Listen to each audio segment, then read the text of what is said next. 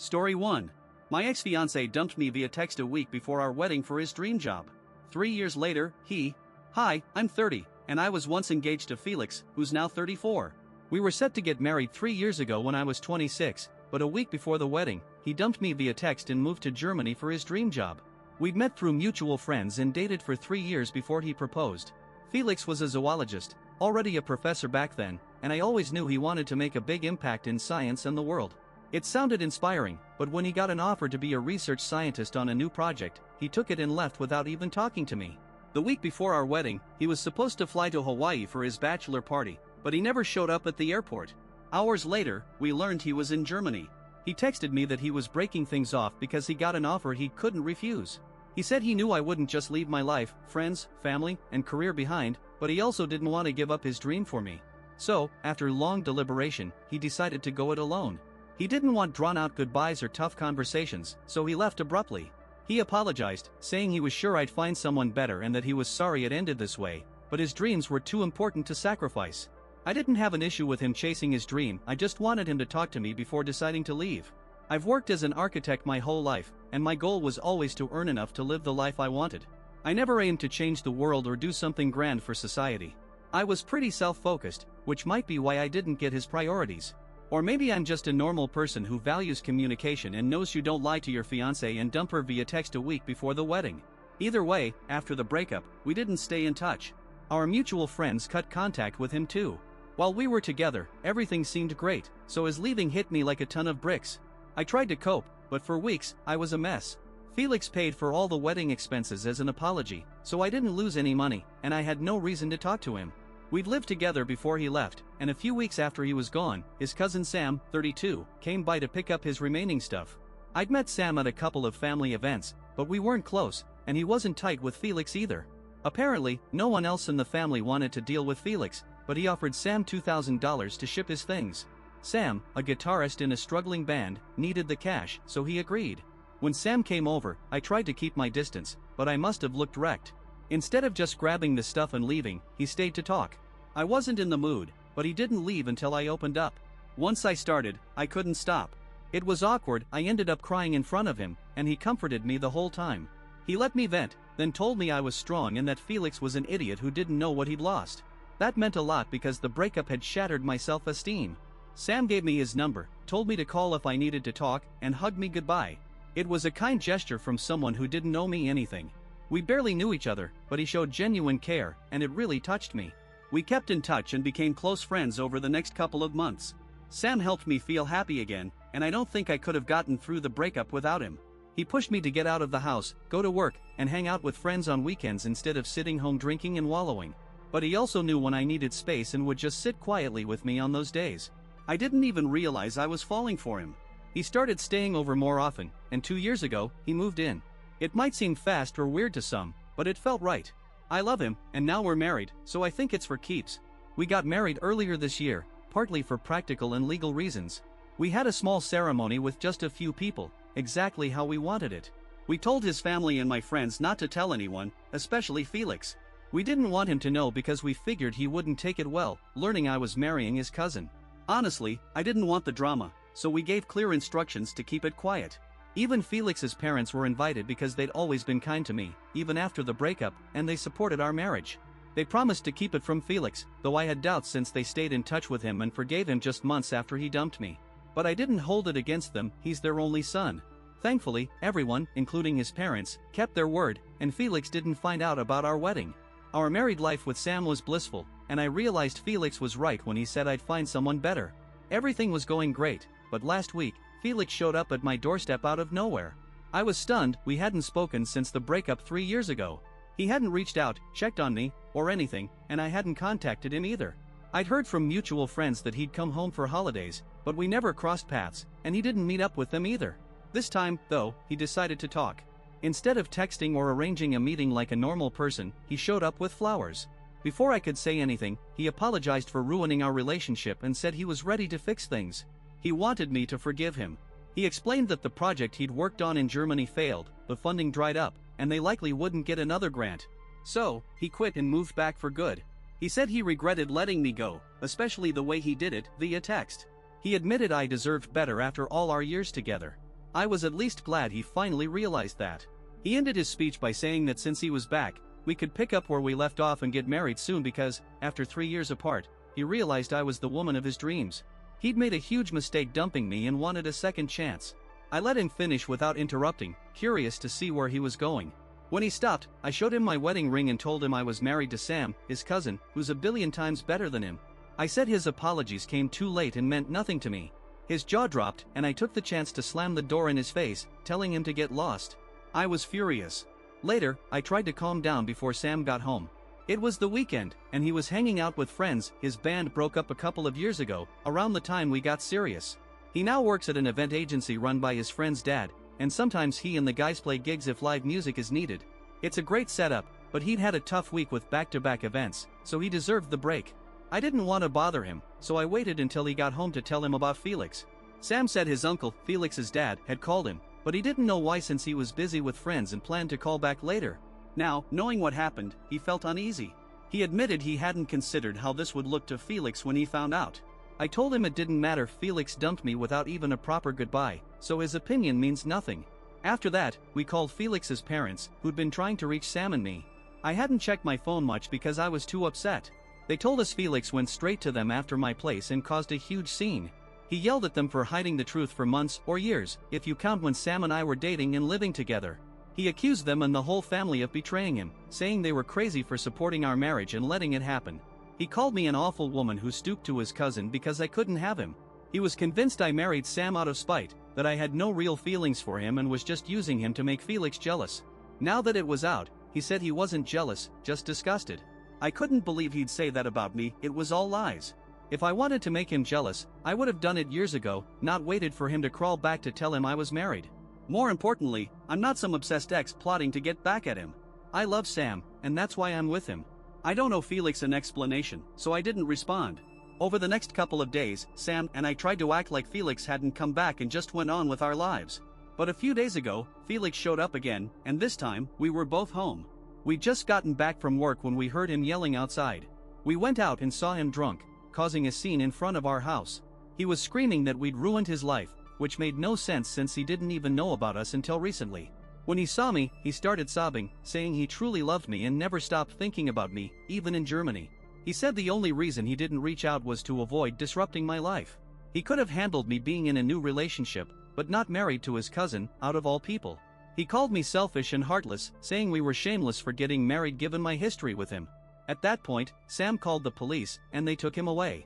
It was hard to see him like that. He was always so composed and level-headed. It hit me that our marriage really broke him. Sam and I haven't talked about the incident. We're pretending it didn't happen. But I don't know how long we can keep that up. Honestly, we never really thought about what would happen if Felix came back, how he'd react, or what he'd say about our marriage. It shouldn't matter, but it does. We could ignore my past with him when he wasn't around, but now that he's back and making himself known, it's harder to avoid that part of my life. There's no awkwardness between Sam and me, thankfully, but we both know there's a lot unsaid. I desperately want to talk it out and clear the air, but I can't help feeling Felix might be right in some ways. It is weird that I married his cousin. If my ex married my cousin, I might feel off too. The fact that his whole family knew and didn't tell him probably stung even more.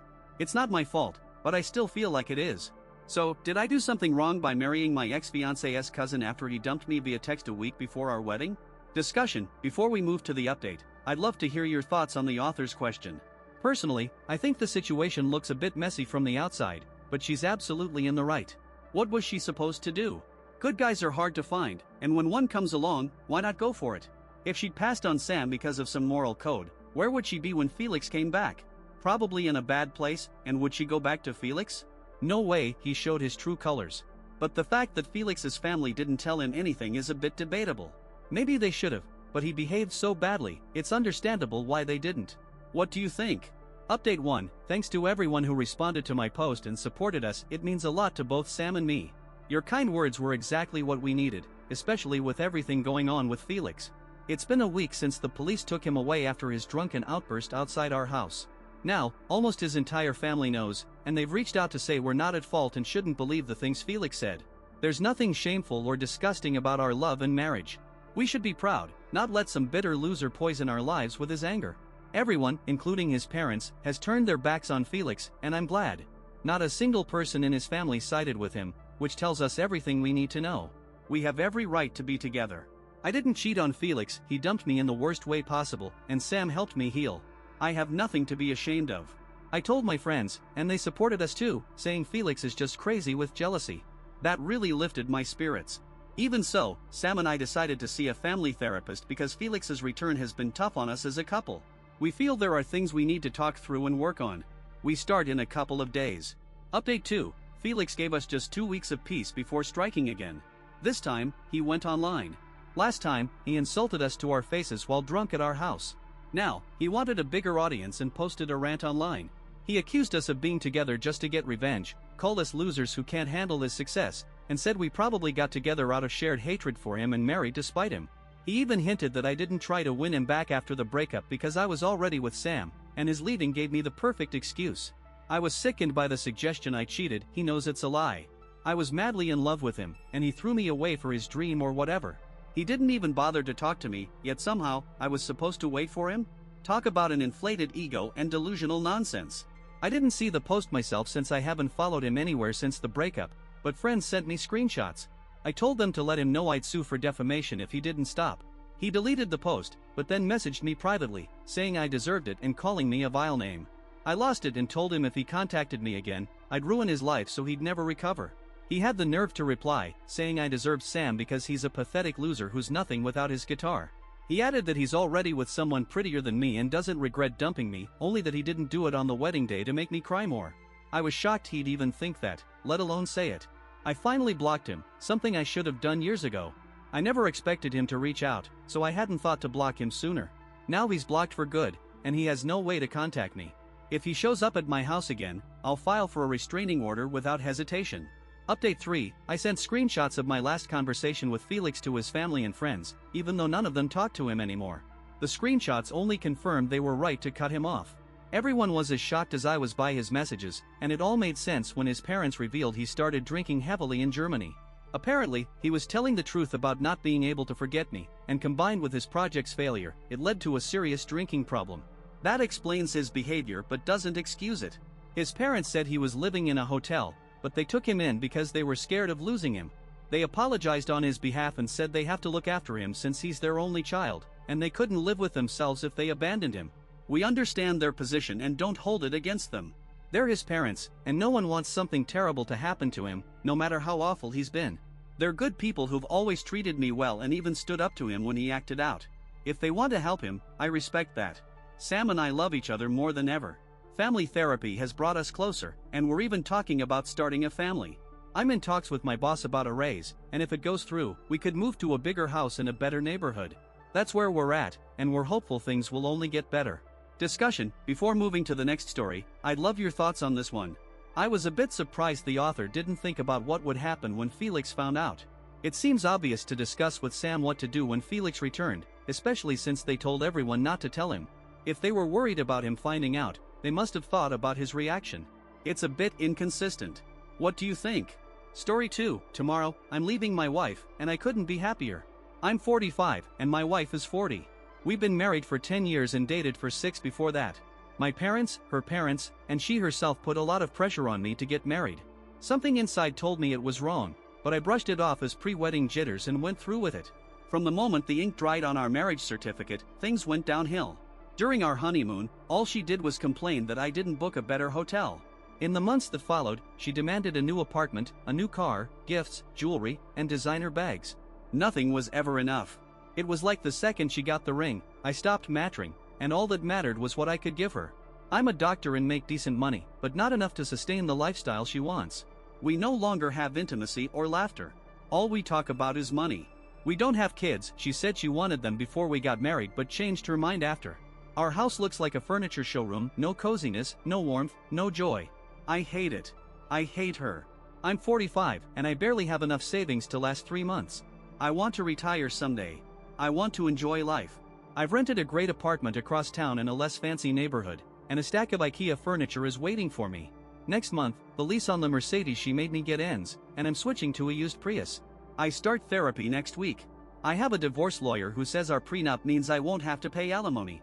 I'm hoping to leave my high-paying, high-stress job within the next year and find something calmer. I'm also planning to ask out the cute barista who flirts with me every morning. Tomorrow, I'll tell my wife I'm leaving. I expect tears, begging, and demands for couples therapy, but I'm done. This marriage was a mistake from the start, and my only regret is not realizing it sooner. I'm thrilled. Update: I didn't expect my first post to blow up.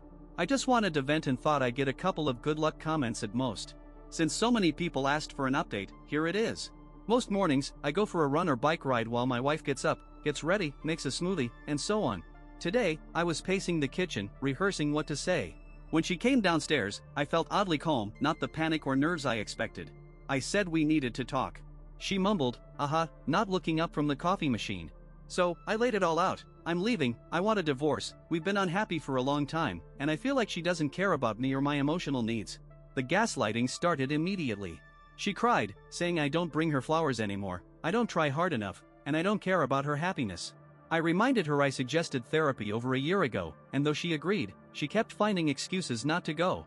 I pointed out how she ignored our budget, how she brushed off my attempts at heartfelt talks. The crying got louder, then came the begging, give her a chance, go to therapy, she'll change.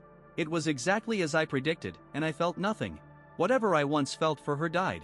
I got tired of listening and left. Since then, she's been blowing up my phone with everything from hysterics to pleas to threats. By the end of the day, her mom and mine started calling.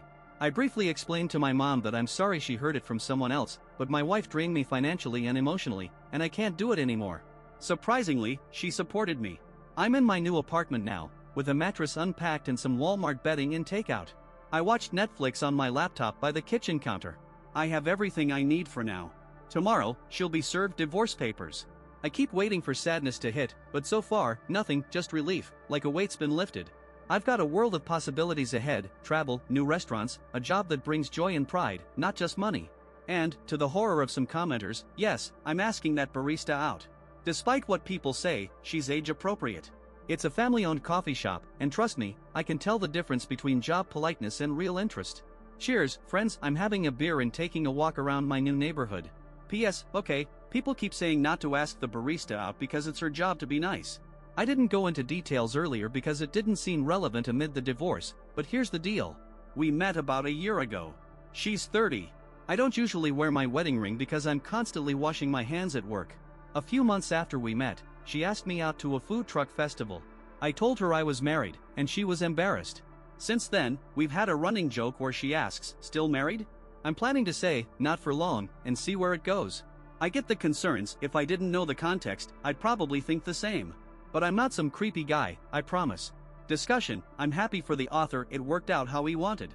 It's clear that if the marriage was holding him back and they had no kids, there was no reason to stay. What's your take on both stories? Share your thoughts in the comments, check out our previous videos, subscribe, and good luck!